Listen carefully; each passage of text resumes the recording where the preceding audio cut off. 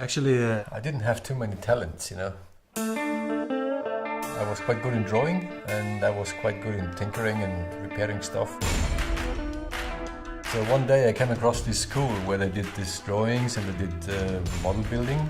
And since I was always into bikes, so I thought this is something I can do. So I think it's quite a natural development that I became a motorbike designer.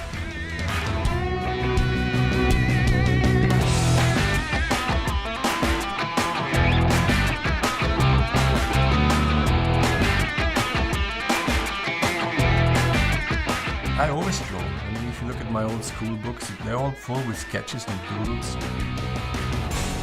And it's not even conscious. It's kind of a flow, it just happens.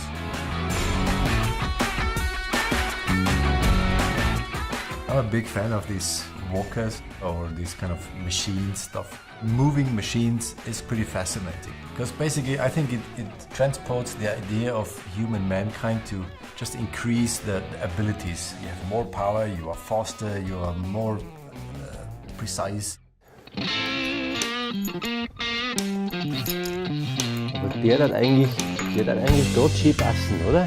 When I was young in my family, if something was defect, we didn't call a craftsman or something. We always tried to fix it ourselves. I mean, at the end of the day, we ruined lots of parts, like the iron of my mom or something like this, the washing machine. But we learned quite a lot. My first bike I had at the age of 17, and of course it was an old bike, so yeah, you have to fix it. I mean, the piston was always kaput, and along with riding bikes, you learn fixing bikes. When I was young, I had to sell a bike to get a bigger bike, but it was always like giving away a child, more or less. So I told myself, whenever I can afford it, I don't want to give away any more of my bikes. So this is why I ended up with 16 bikes now.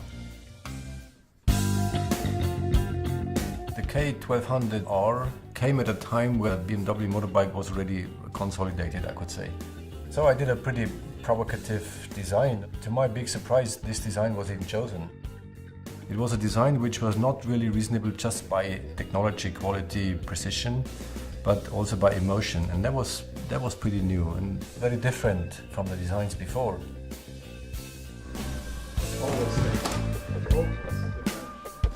Okay. The deadline for this is Friday. Motorbike design is a combination of art and craftsmanship. But I would say it's more of craftsmanship than art. Thanks. I think you have to have a big understanding of how a motorbike works, what is underneath an engine cover, what is behind this fairing thing. It's a pretty complicated, complex thing. Cool and loud. Loud.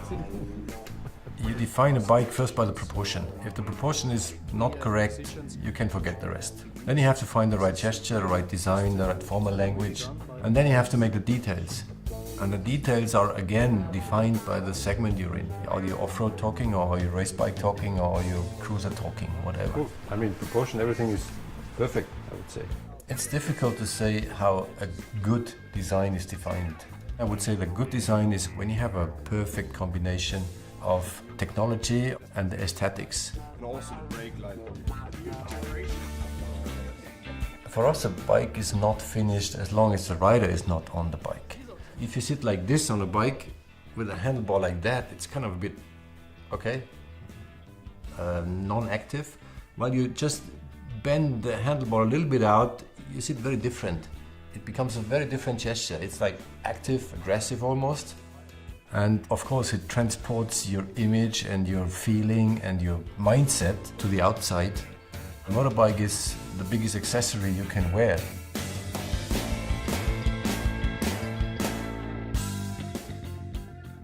I did lots of off-road riding, and I always wanted to have a boxer engine with not so much weight. Finally, the job came along that we had to do a new GS. Basically, I did the bike I wanted to do for me. That was actually the R1200 GS. I really believe that R1200 GS was the bike which put BMW Motorrad on the map of global motorbike manufacturers. It was actually the best sold plus 750 bike worldwide.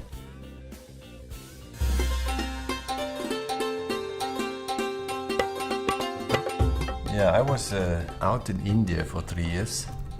The decision to do this was a very personal one. I mean, I kind of saw myself on this railroad track, you know, and you know exactly what you're doing until retirement.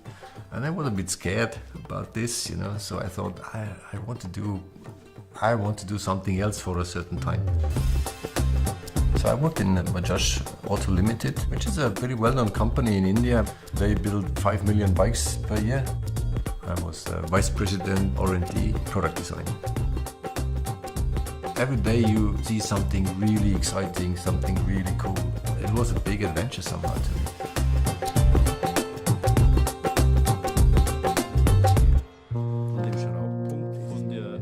As you see, I'm tinkering on these old bikes, but this is not that I'm just a fan of old bikes. I also appreciate very much high-tech bikes and everything.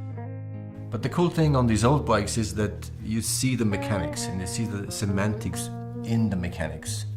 You have lots of these gadgets nowadays, like computers, telephones. They work perfectly, but you do not see how they work. And this is something which is inherent to mankind. You want to see mechanics. It's for the belly somehow. The virtual stuff is more for the brain. And you have to have a balance somehow on these things. To a certain extent, mechanics is the luxury of the future. Good. I actually customized an R51. I mean, this is like 10 years ago or something. And we drove up at work and we showed it and everybody loved the bike. And we said, oh, we have to do something like this with a new concept. And then we did the show bike, this custom concept. It took a while, but we achieved it finally on the R9T. I mean, everybody loves this bike. Yeah? This is so nice to see. And you don't even have to explain anything anymore. Our claim, like precision and emotion, this is kind of self-explaining on the bike, which is, I think, also a milestone in the company's history. I think in 10 years we will look back and say, man, this is a real cool bike we did. When you go home after like an 8 or 10 hour day and you do the same stuff what you do at work, it's probably a dream job, yeah.